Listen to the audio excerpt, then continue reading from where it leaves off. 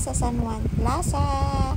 So, ito po yung time at event na sasayaw po si Angel 2 and Angel 3. So, tunghayan po natin guys at abangan nyo po yung kanilang pagsasayaw. So, member po kasi sila ng Loveway. Yan, member po sila ng Loveway guys. So, meron po silang pa-entry na sayaw. So, tara na't supportahan natin sila guys sa kanilang competition.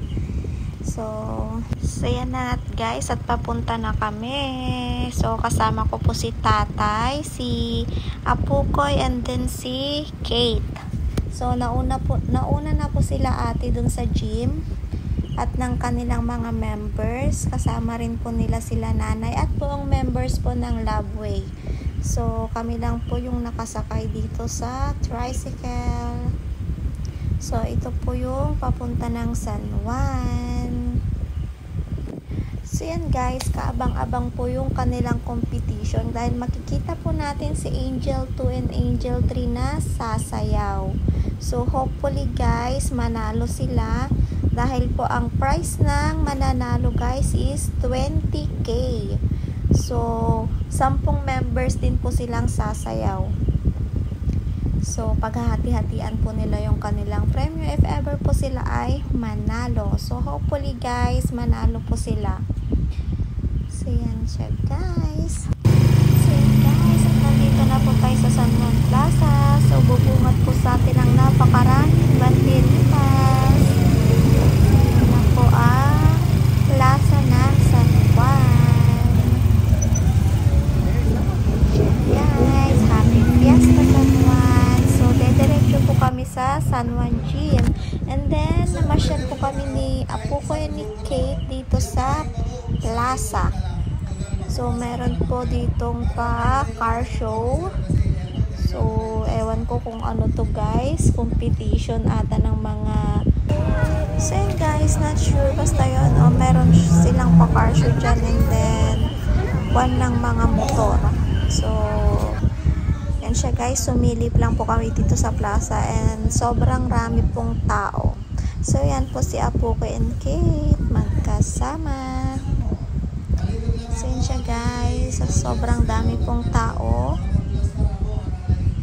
So yan guys, fast forward po tayo at pumunta po kami dito sa harap ng municipality ng San Juan. Kasi nandito po yung mga top 5 na mga nanalo ng electric kuliglig float parade. So ito po yung champion guys. Ito po yung nanalo. So nanalo po siya ng 40k. So yung float po nila is nanalo ng 40k.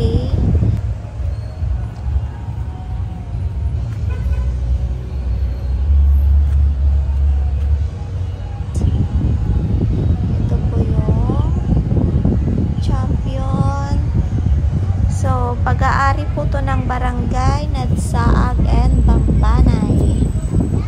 So, guys, sobrang napakaganda po ng pagkakagawa. So, ito naman po guys, yung first runner-up. So, sobrang pinaghandaan po nila yung pagkakagawa ng kuliglig. So, yan siya guys. And then, ito naman po yung second na nanalo. So, yan siya.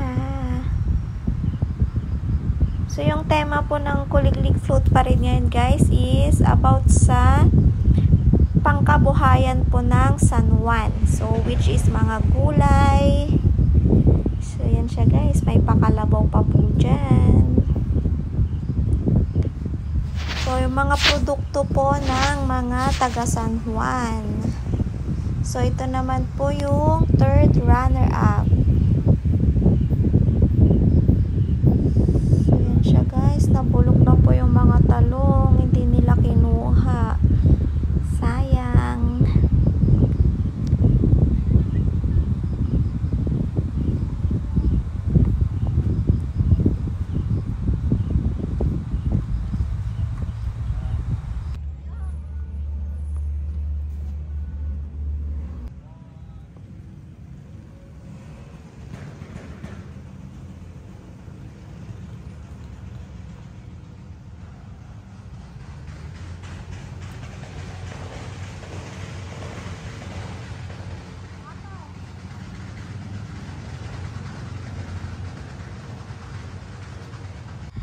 So yan guys, yung mga nanalo sa mga kuliglig float parade. So deserve na deserve po nila yung kanilang pagkapanalo guys, dahil talagang pinaghandaan at pinag-effortan po nilang lahat yung paggagawa.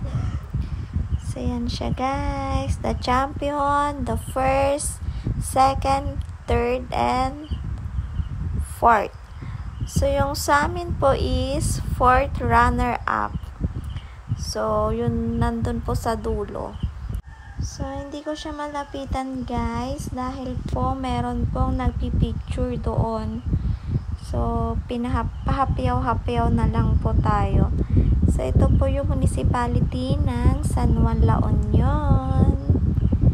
So ito po yung mga nanalo. Congratulations to all. Happy Fiesta San Juan. So yan siya guys. Sobrang deserve na deserve po ng champion yung kanilang pagkapanalo. Dahil talaga pinag-effortan po talaga. So yan siya guys. So that's all guys. Punta na kami sa gym.